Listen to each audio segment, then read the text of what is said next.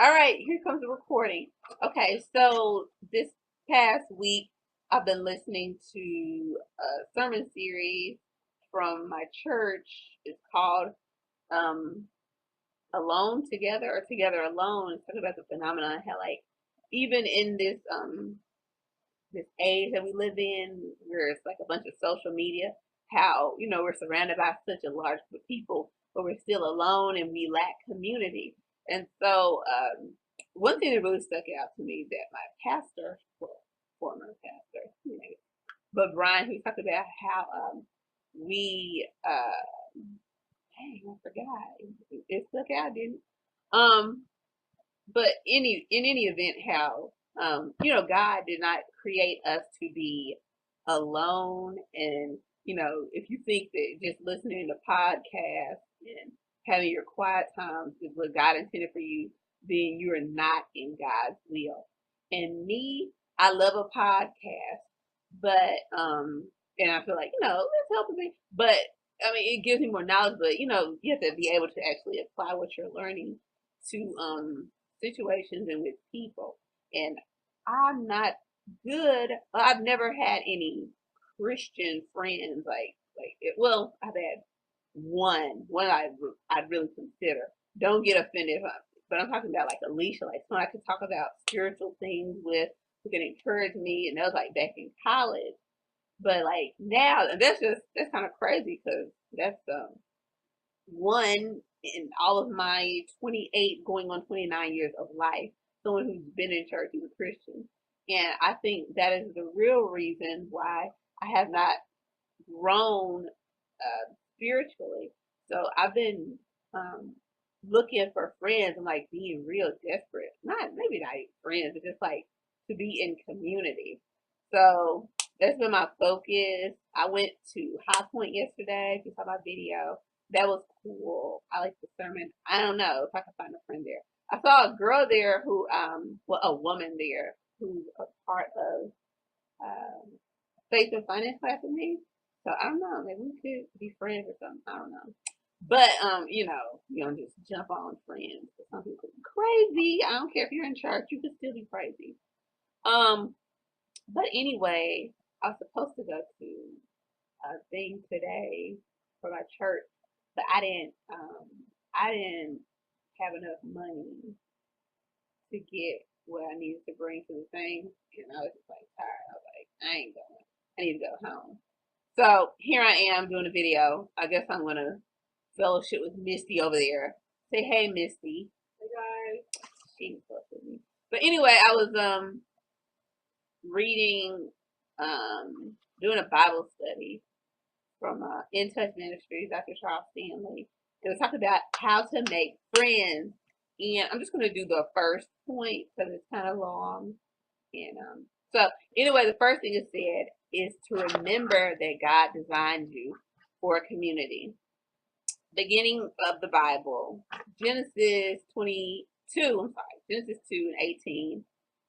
God made Adam, and then he was like, it's not good that man should be alone. I'll make him a suitable helper.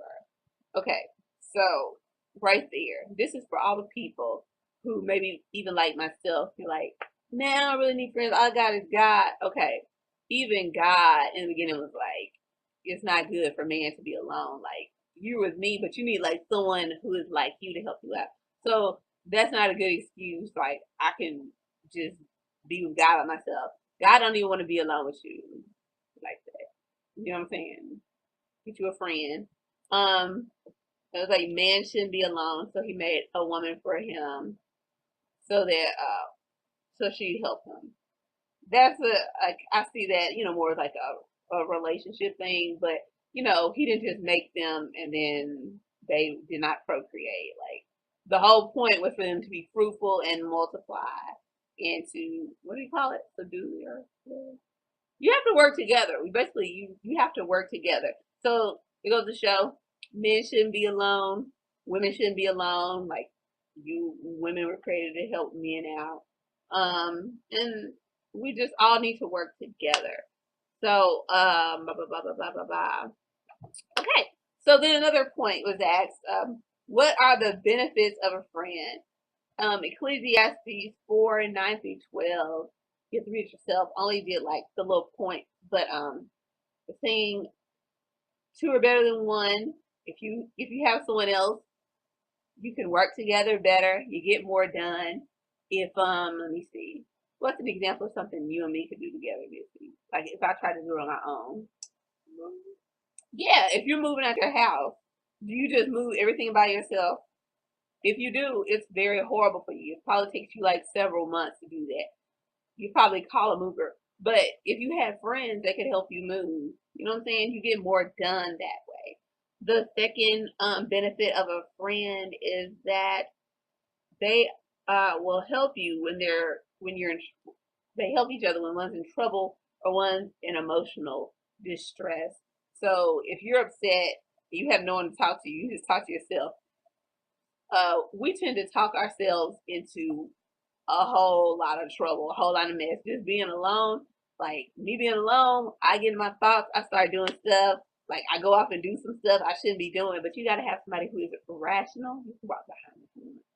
Have someone who can see the other side of the story.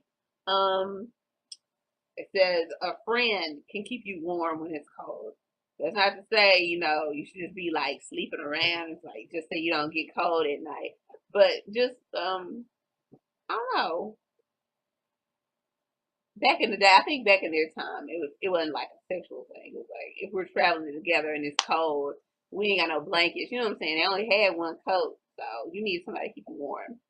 And the last one was like if you're getting attacked. So a friend is good for fighting. Um, don't be violent, but if there's some stuff going down and you have friends, they can help you fight right, not mollywopping unless somebody is trying to attack you. It's good to have a friend. If somebody just tries to attack you, that's self-defense. Okay, so how can a godly friendship improve your walk with God? I think it was in Hebrews. I didn't write it down, but having godly friends can stir. You can having a godly friend will stir you up for good works, and they encourage you. If you've ever had a godly friend, like my friend Alicia, like if I want to do wrong things, she's like, you're better than that. Don't do that. And compared to like another friend, I'm not talking about anyone in particular, but friends who are not godly. Like if I was like, I would have talked to this dude, they'd be like, yeah, girl, go on and talk to him. But like Alicia, she'd be like, is he saved? Okay, you don't need to talk to him. Like, you know what I'm saying? Just like to encourage me to keep on the right path. Other friends, like, I don't want to do this. This is not going to help me spiritually. Like someone who is on the same page as you will push you toward godliness and righteousness and keep you on the right path. Because if, just in any situation, if you see someone else doing something, you just got to be around people who will help you do the right thing. And just the best thing I realize the best gift that you can give your friends is your relationship. Well, you can't give them your relationship with God, but the results of your relationship with God. So that is the best thing to do because that God gives you peace that surpasses all understanding, and he'll give you special revelation that you can share with your friend. So before you try to be anything else for your friend, first of all, you need to be godly and have a relationship with God, and then also encourage them.